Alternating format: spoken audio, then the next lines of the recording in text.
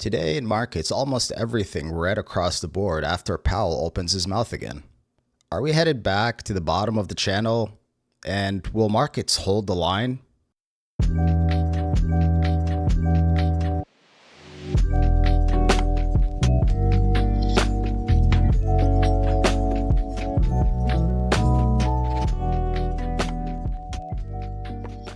Starting off with the SPX, we are still grinding upwards within the channel. However, like I mentioned in my last video, we are getting a little bit closer to the top trend line of this channel. And Powell's remarks today spooked investors a bit, and we almost had a full engulfing candle to cover the one previous. But it did get a pullback at the end of the day, which means, you know, it didn't really cause panic, but it did cause a bit of a sell-off as people started de-risking. Now, let's look at the SPY, same index, just the ETF version of it. I just put up a different trend line on it, and I found this pretty interesting. Is if you go back far enough, you have this ascending wedge, right?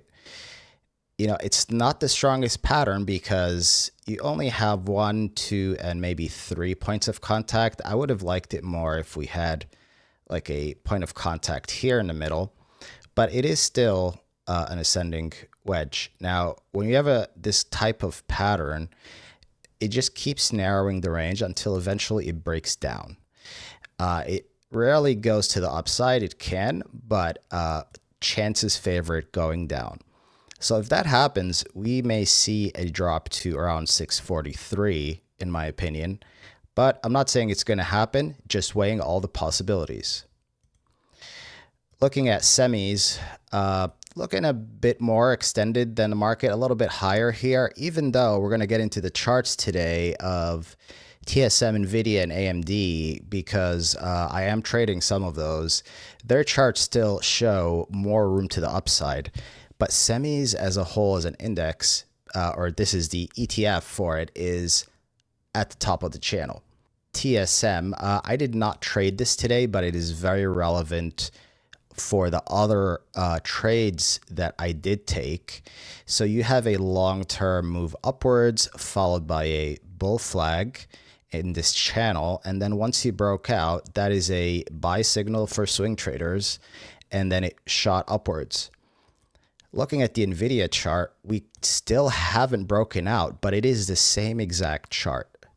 So it's almost like it's just NVIDIA is just lagging behind. And as you can see here, we did try and take it out yesterday, but today the market was red and it had a bit of a pullback. I did not take a trade on NVIDIA, but I am watching for this zone here.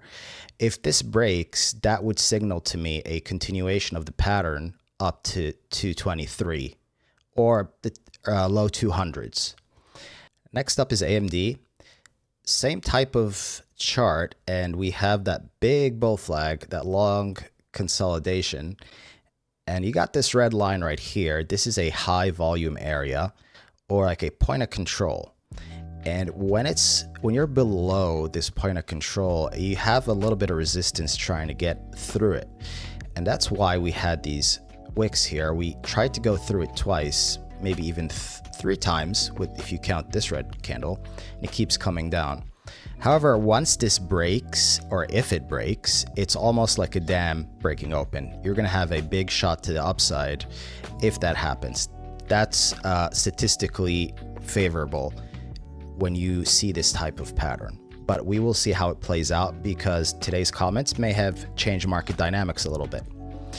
SMCI, this one is one of the nicer charts as well because it's we have like a consistent pattern here, and you could actually draw a trend line through the bottom showing you the angle of the move.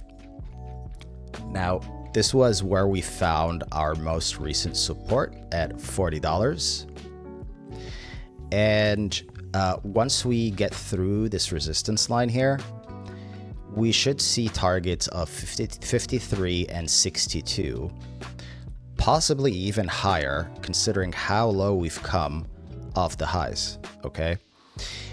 Also, this company has earnings in November, so that could drive a little bit more hype into this stock as we approach. So I did open a position in this, and if we break through here, I'm going to add into it and scale. And as I go up higher, I'm going to start scaling out, taking profits. IBM, this one is mostly closed out. I might have like one contract on this, but you know, we filled a big portion of the gap. And you know, when markets started getting shaky today, I'm like, it's time to take a little bit of profits off of this. Very small position remaining, hoping that it gets back up to 277. And if it does not, I have my stop at my entry for this last share. CoreWeave, this one struggling a little bit today, and I needed to rebalance the positions I have, so I decided to cut this one. But it is technically still okay, because you are still sitting right at this resistance line, and it could pop up to the 0.618, which would make a big move.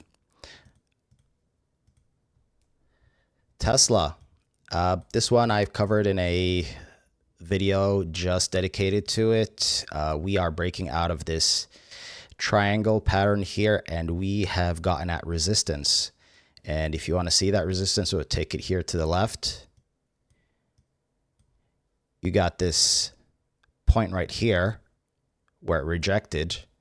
You got this area that used to be support when we were at the top, and then when you came, and then after you dipped and came back up, this was resistance. So we got two lines here. Taking it to the left, this is exactly where we are sitting right now.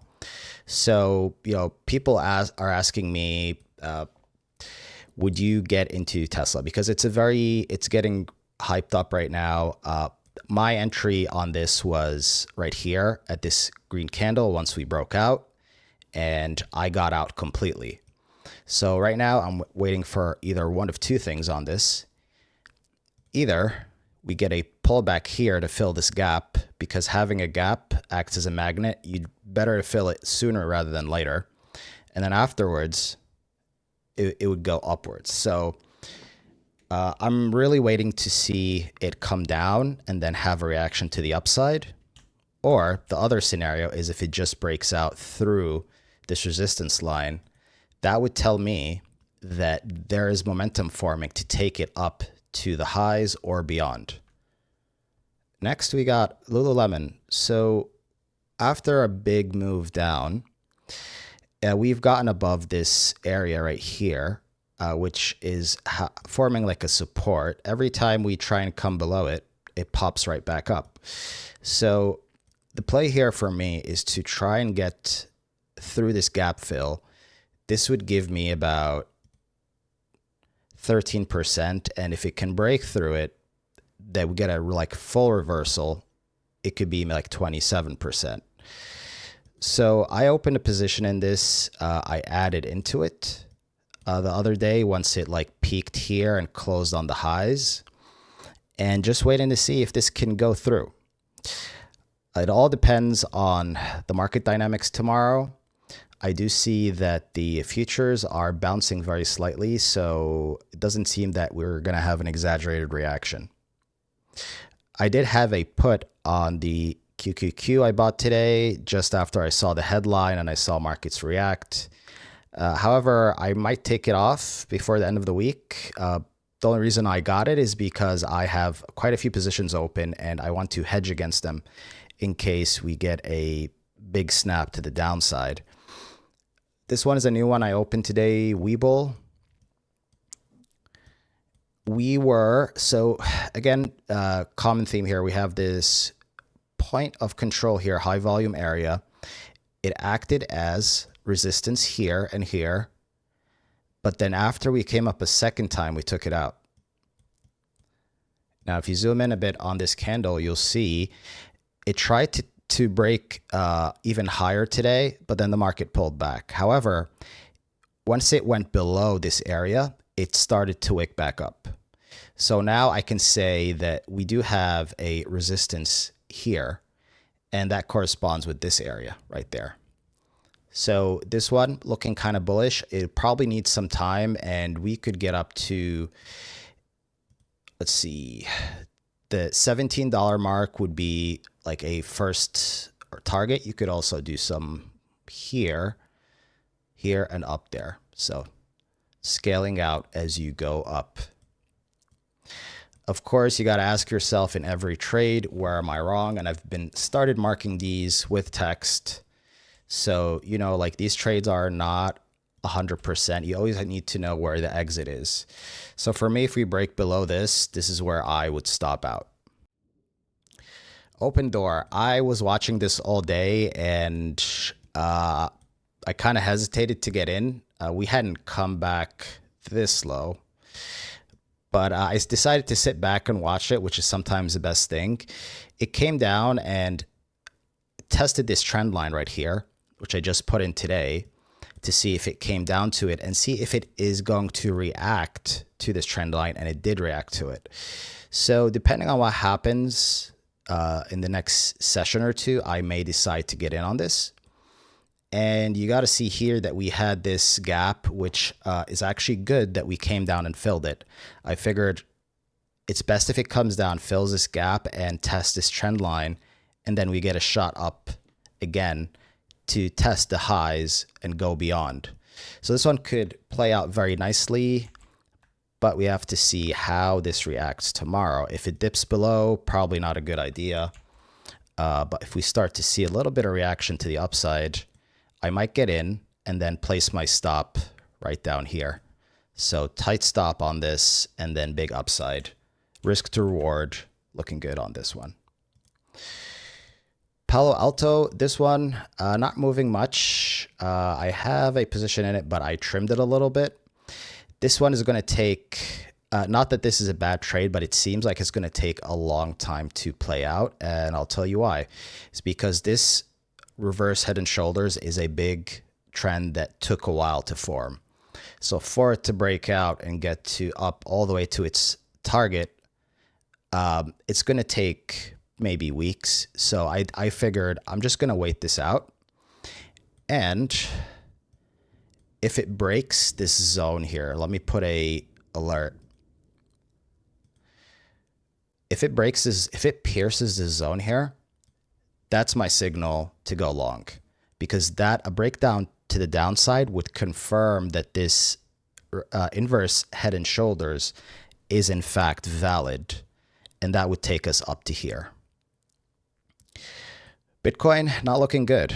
I got some IBIT calls, and quite honestly, I should have exited them here. I wanted to wait till the end of the day to see if we get a pullback or not, but it did not. So I'm very close to my stop on this one. If it breaks this level, I am out, because this can definitely come down all the way here. And then you come down here, you know, you've lost even more money, and it's better to just wait for it to get to its target and then try and take a long again to the upside. One last important thing I'd like to tell you. I do my best to give you the real deal. No hype or degen pumping here. Just pure unbiased TA without all the BS fluff. Also, I'm looking into setting up a community Discord once we have enough subscribers so we can all share our ideas. Be sure to hit the subscribe button so you don't miss a single video.